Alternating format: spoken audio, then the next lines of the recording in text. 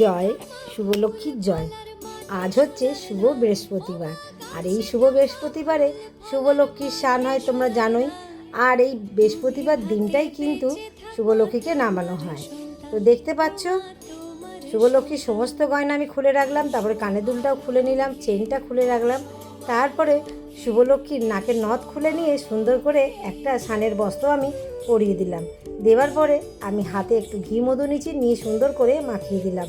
আর তোমরা তো জানো শুভলক্ষ্মী বলো আর সোনামা বলো, আমি ঠিক এইভাবেই স্নান দিই, একদম ঘি মধু দিয়ে দই মাখিয়ে তারপরে কিন্তু স্নান দিই। তো চলো জলটা কী দিয়ে রেডি করি, কী দিয়ে অগুরু, গোলাপ জল, গঙ্গা জল আর ফুল মিলিয়ে সুন্দর করে মা লক্ষ্মীকে স্নান দিয়ে দিলাম।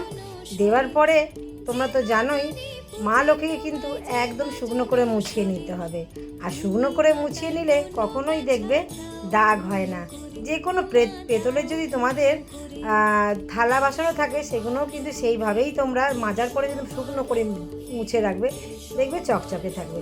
তো দেখতে পাচ্ছ নিত্য এইভাবে মাকে স্নান করালে মা কিন্তু চকচকেই থাকে, কোনো ঘষা মাজার দরকার নেই, তাই না? তো চলো সুন্দর করে আমি মা লক্ষ্মীকে চুলটাও লাগিয়ে দিচ্ছি, গয়নাগুলো পরিয়ে দিচ্ছি, আর একটু মোটা করে সুন্দর করে আমি সিঁদুর পরিয়ে দিলাম। সিঁদুরটা পরিয়ে দেওয়ার পরে তোমরা তো জানো সোনা মা লক্ষ্মীকে বড় দেখে একটা লাল টিপ পরিয়ে দেবো, কারণ তোমরা জানোই বড় দেখে লাল টিপ পরলে মা লক্ষ্মীর মুখটা কী মিষ্টি লাগে, তাই না? তো দেখতে পাচ্ছ সুন্দর করে বড় দেখে টিপ পরিয়ে দিচ্ছি, আর টিপের ওপরেও একটা সিঁদুরের টিপ পরিয়েছি আবার।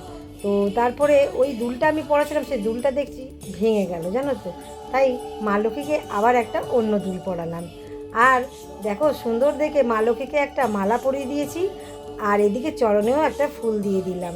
তো আজকের মা লক্ষ্মীর স্নান কেমন লাগলো তোমাদের অতি অবশ্য কমেন্টে জানাতে কিন্তু ভুলবে না। জয় শুভলক্ষ্মীর জয়।